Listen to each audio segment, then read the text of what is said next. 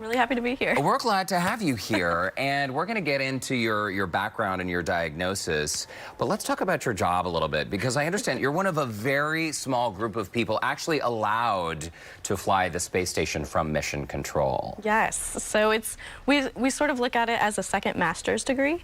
It's about a 2-year training program to be able to actually sit console and mission control, and our official title is Attitude, Determination, and Control Officer, but we like to call ourselves the pilots of the ISS. I feel like we need attitude, determination, and control officers here. But this is, I mean, so you actually sit there and fly the ISS. Well, I can't take credit. I mean, Isaac Newton does a lot of physics for me. But what does that mean, flying?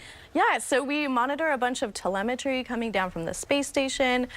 We plan maneuvers for dockings and undockings, and we send commands up to the space station. And this dream all started for you as a young girl, like many young people growing up. You wanted to be an astronaut. Exactly. And then when you were, how old? 11 years old, you were diagnosed with type 1 diabetes. Yes, 11 years old. And type 1 diabetes is an automatic disqualification to be a NASA astronaut, unfortunately. And so my dream sort of morphed into becoming an aerospace engineer, where I could still work with rockets and space and astronauts every day, but I'm here on the ground for now. For now. For now, right? Because you never know what the future can hold.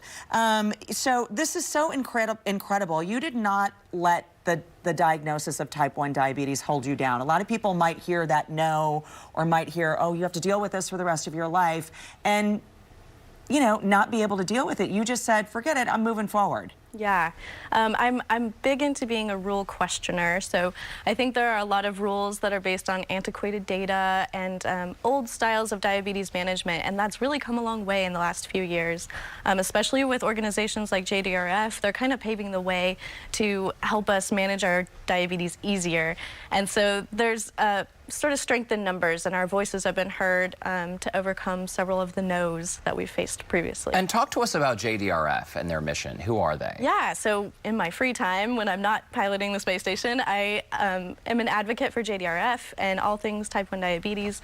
They're a really awesome organization. Obviously, they have the walks you've probably heard of, but they do so much more in helping research and coming up with all different sorts of cures.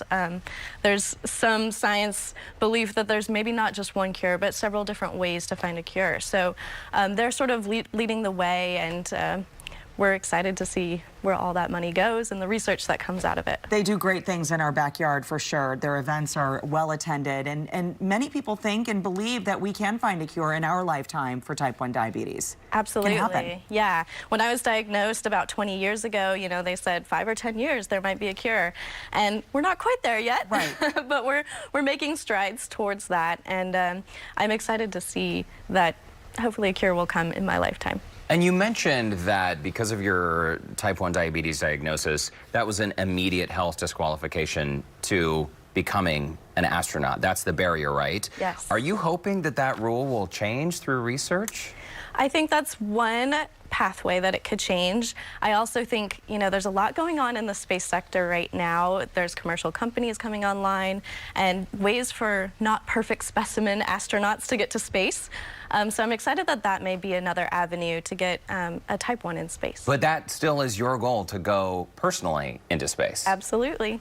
Sign me up. It's really cool. Well, your career also took you to the U.S. Army. You joined the Army, right? Well, I worked for the Army. Okay. I wasn't actually in the Army. Yeah, but there's a lot of barriers there that I got to overcome. So I used to fly on experimental helicopters for the Army, flight testing some hardware and equipment. And to do that, I had to get an FAA medical clearance, which is another kind of hurdle if you have type 1 diabetes.